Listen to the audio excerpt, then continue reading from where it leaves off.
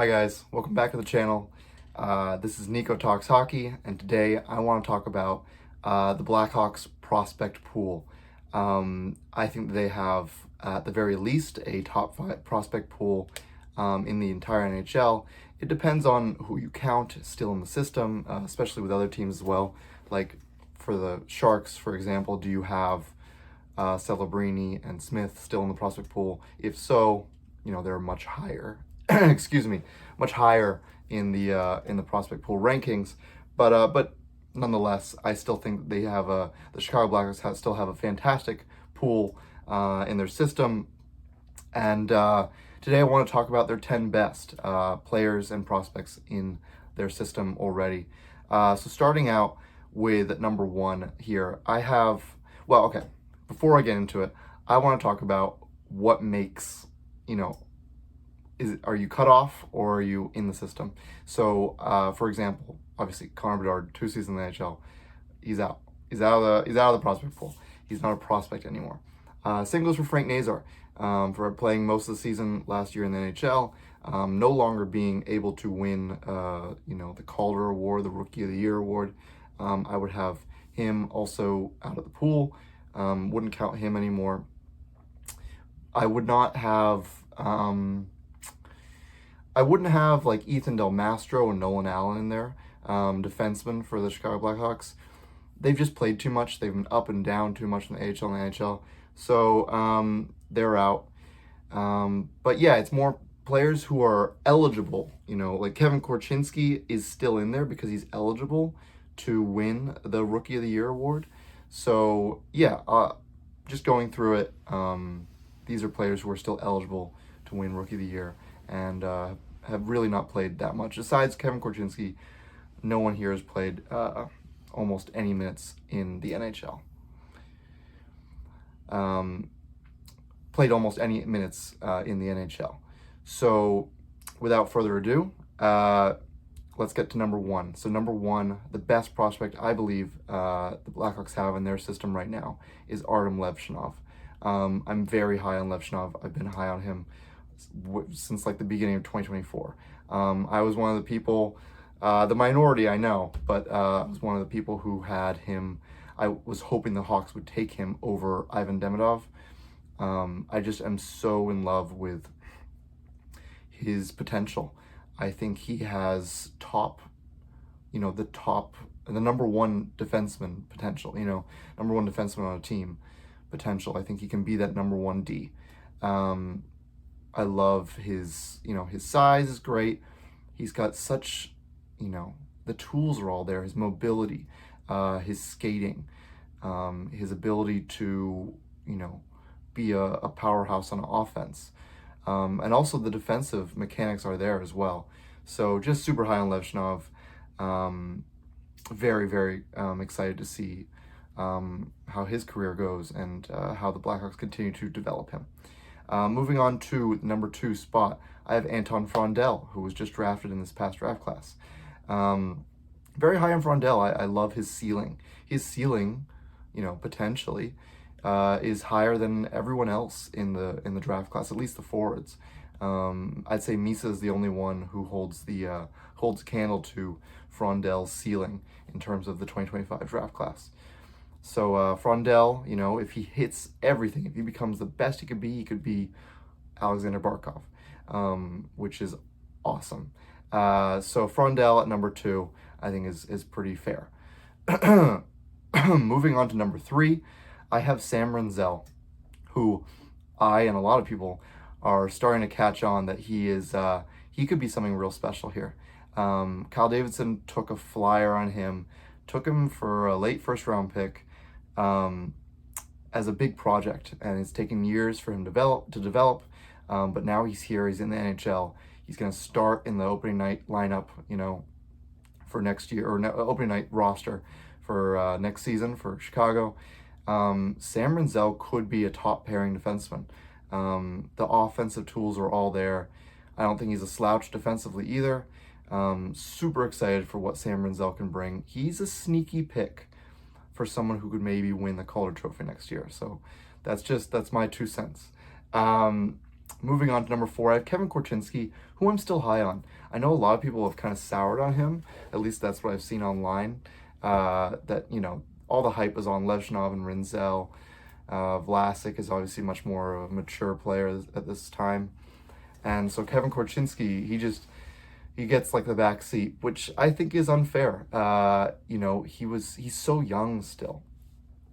And development timelines differ, right? It's not always an upward curve. There's bumps along the way sometimes. So I am happy to stay patient on Kchinsky because I believe in him. I still think he will be a top 4 defenseman, on the team. He'll be a 3rd or 4th D in that kind of when you're building out the roster there. So still very high on Kchinsky, and definitely haven't given up on him yet. He comes in at number 4. At number 5, Oliver Moore. Was ecstatic when the Hawks picked him in 2023 as the second player they picked, second first-round player they picked that year after Connor Bedard. I'd say he's fallen a little bit in my expectations of him, but he's still quite high. I still think, be patient with him. We still haven't seen much of him at the pro level. Like, we've seen, 10 games? He'll probably start in the AHL. We'll see. Maybe he has an awesome camp out the gate, but I wouldn't be upset to see him start in the AHL, kind of have the trajectory that Frank Nazar had. You start in the AHL for the season, and then you impress so much that you force Kyle Davidson to bring you up to the NHL ranks, and then you stay there. He's got speed to burn. He's got speed to lose. He's so fast. Such a great skater. And so he could be an awesome, probably winger at the NHL level, but you never know. He could stick at center. Maybe his face-off skills are very good, so we'll see. But at number 5, Oliver Moore.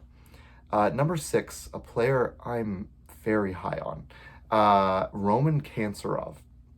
So Roman Canerov is a Russian player.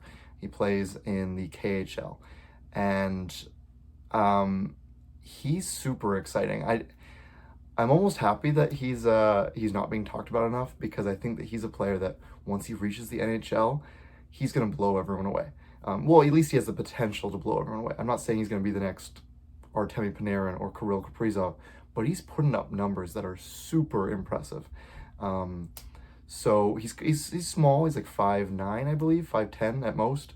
So pretty small, but doesn't mean that you can't be good at the NHL level. We've seen that many times, that size is often overrated. But yeah, so super excited for Roman Canerov to finally come to the NHL, because I think that he's only got one more year on his KHL deal, and then he's coming over. And I think the Blackhawks will be saving space for him, because I don't think he's going to spend any time in the AHL. He's going right to the NHL. Yeah, very excited for Roman. At number 7, I have Nick Lardis. Now, I probably should have him a little higher, but that just goes to show you how much I believe in these other players as well. Nick Lardis just set an unbelievable records in the OHL this past year, and he's gonna be he turned pro, so he's either gonna be playing the AHL, or, in my opinion, I think he's gonna go right to the NHL. He could be playing on top line minutes right alongside Connor Bedard this coming season. So very excited to see what happens there for Lardis. But either way, he just hit 70 goals in the OHL this past season, just like video game numbers. So I think a lot of people are looking at Lardis and, like Canerov, not a ton of people know about Canerov. A lot of people know about Lardis because of the numbers he's been putting up, and I'm very excited to see what he can bring. He's kind of on the smaller side as well, so some people have him maybe not being, not projecting as well to the top league as well as he's been doing in the OHL. But I trust in the Blackhawks development staff. I think they develop very well. Yeah, I think for Lardis, the sky is the limit. Moving on to the final 3 players I have in the prospect pool, for the top 10 at least. I have Drew Commesso at number 8, the top goalie in their prospect pool. Drew, it's him and Spencer Knight that I think will battle it out for the number 1 goalie for the future. I believe in Commesso. I think that he can be a Corey Crawford type goalie where, you know, maybe it wasn't, the projection for him wasn't super high. You know, maybe he was thought of as like a future backup goaltender or something. But I thought he had a fantastic season in Rockford, especially to close it out. You know, they went on a bit of a run there, but it was cut short. You know, Rockford didn't go all the way like I'd hoped.